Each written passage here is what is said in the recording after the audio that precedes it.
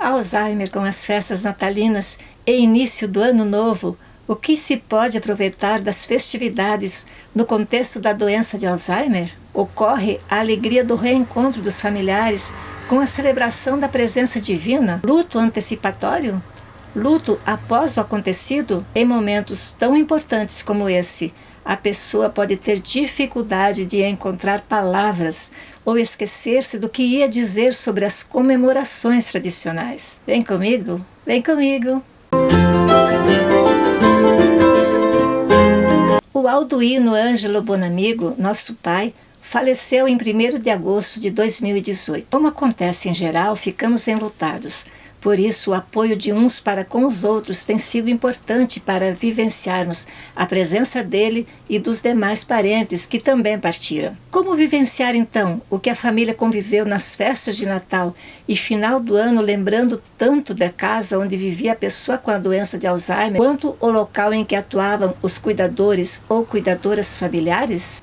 Na festa de Natal e fim de ano não se passa sem música. Até hoje, aquelas apostilas de cantos que já eram cantadas pelas pessoas ainda mais velhas, e depois a pessoa com Alzheimer sempre ficou feliz ao ver reunidas a sua família para cantar. Nosso pai sempre incentivava a cantar e aprender a tocar algum instrumento musical. Ele mesmo aprendeu e depois desenvolveu o seu próprio método. Só para se ter uma ideia, especialistas dizem que melodias estimulam conexões, ligações entre regiões do cérebro, criando resiliência neural, que é a capacidade do cérebro de resistir e se recuperar das adversidades, estresse ou traumas para lidar com desafios. Quais são as dicas para cuidadores após aproveitarem as festividades de Natal e Ano Novo? Dica 1. Sabe aquelas memórias afetivas das tradições em família ajudando a fazer festa? Todos se alegravam com o pai tocando violino, violão ou cavaquinho. Já os familiares mais jovens que queriam ver como ele tocava faziam perguntas interessantes para ele. A pergunta que ele, o mais velho de todos, fazia de volta era: vamos cantar? E você que está me ouvindo, como aproveitou as festividades do Natal e final de ano em sua família? Conseguiu entender melhor o mais velho no contexto da doença de Alzheimer? Já ajudou os familiares e cuidadores a escolher um local que facilite as conversas das visitas por ocasião do final do ano e nos anos seguintes? Dica 2. Como foi o preparo dos visitantes familiares tendo em vista a presença da pessoa mais velha com a doença de Alzheimer? A. Foi explicado aos visitantes que poderiam ocorrer mudanças no comportamento da pessoa com Alzheimer. B. Foi explicado para as visitas a importância de que os visitantes fizessem perguntas à pessoa que estava com Alzheimer. Eu já assisti muitas vezes em relação ao meu pai aquelas perguntas e os mais jovens tinham interesse especial nas suas respostas. Mesmo assim, ele respondeu com alegria. A pergunta era a seguinte: o senhor me conhece, sabe o meu nome? Conhece meu pai e minha mãe? C. A outra pergunta o deixou alegre também. A pergunta era: senhor Alduino, eu sou o filho do João e Helena e vim visitar o senhor porque gosto de ver o senhor conversar, cantar, contar histórias antigas e dar risadas. Eu gosto de ver suas esculturas. Dica 3.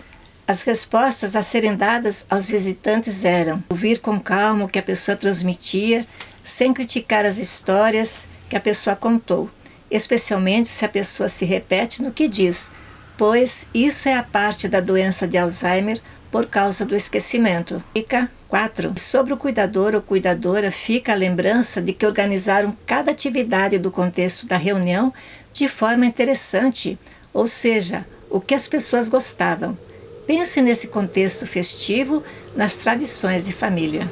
Dica 5. Nas festas natalinas e início do ano novo, você teve a oportunidade de ouvir ou conhecer o luto antecipatório, um ente querido? Pois bem, você soube, por exemplo, que as festas de Natal e fim do ano é um dos assuntos mais comentados sobre aqueles que já faleceram e o fato daquelas pessoas não estarem ali, mas houve uma razão. E então os cuidadores lembraram aos demais sobre a importância de trazer de alguma forma a lembrança dos mais idosos de volta. O luto antecipatório em psicologia, por exemplo, é o processo de sofrimento. É o luto que ocorre antes de uma perda real e inevitável, como a morte iminente de um ente querido. Psicólogos ajudam pacientes e famílias a lidarem com essa antecipação. Pode envolver despedidas e reorganização emocional. E se está gostando deste vídeo, curta, se inscreva, compartilhe. A abordagem psicológica foca em acolher, oferecer suporte e estratégias de enfrentamento do luto antecipatório, indicando que o período seja vivido com mais sentido e menos sofrimento. Mas, e você? Conhece os próximos 3 itens do luto antecipatório no contexto? 1. É a reação de pesar que acontece quando a morte é iminente, mas ainda não ocorreu. 2. Envolve a consciência da perda que está por vir e o processamento emocional dessa antecipação. 3. É o luto pós-acontecido, a dor que se segue depois da morte. É importante lembrar que o luto é um processo de readaptação da realidade sem a pessoa que se foi, e é importante que o indivíduo vivencie essa experiência. E eu também experimentei isso de aceitar a perda ocorrida com a morte do meu pai. Sim, aceitar a perda faz com que a gente se reorganiza e refaça a vida, sendo que muitas vezes se torna importante lembrar que se refaça o caminho de viver sem a pessoa que partiu. Para que se refaça o caminho, não é preciso tirar a pessoa dos pensamentos e sentimentos. Claro, é possível permanecer em contato com as lembranças e continuar a viver. Isso porque a vida pode não ser mais como antes, mas é possível construir um novo modo de viver após o luto. Veja o que falam os escritores e músicos. Veja o que diz a escritora Clarice Lispector. O dia corre lá fora à toa. Há abismos de silêncio em mim. A pessoa em luto terá que passar pelo processo de lidar com a situação da perda, e isso está relacionado com os próximos 6 itens. 1. A personalidade do enlutado, suas experiências de vida e perdas anteriores. 3. As circunstâncias da perda. 4. Momento em que recebeu a notícia. 5. Quão próximo o enlutado era da pessoa que se foi. 6. A existência ou não de uma rede de apoio social para ajudar. Quando o processo de luto é muito individual e existem vários fatores para influenciá-lo, o que se pode dizer é que não há um tempo exato para essa dor parar de doer. E se está gostando deste vídeo, curta, se inscreva, toque no sininho e compartilhe. Mesmo após dias e meses, o luto dura todo o tempo necessário que precisa durar, sejam meses ou anos. No meu caso, por exemplo, meu pai faleceu em 1º de agosto de 2018, mas me lembro de cada momento em que cuidei dele e de como ele foi deixando a doença chegar e lutar com ela até o fim. E ele sabia que estava indo para a morte, aos poucos, e cantávamos para celebrar, rezando as canções de que ele gostava. E o psicólogo americano William Worden, 2013, indica algumas tarefas que o enlutado deve fazer durante o processo do luto. A pessoa se sentiria ativa no seu processo de elaboração, podendo ir fazendo como pôde fazer, dentro do seu tempo. Assim, a pessoa enlutada passa a sentir esperança de que algo que ela possa fazer para ressignificar a dor da perda. Veja agora um resumo das 4 tarefas do processo de luto. Tarefa 1. Aceitar a realidade da perda. Tarefa 2. Elaborar a dor da perda. Tarefa 3.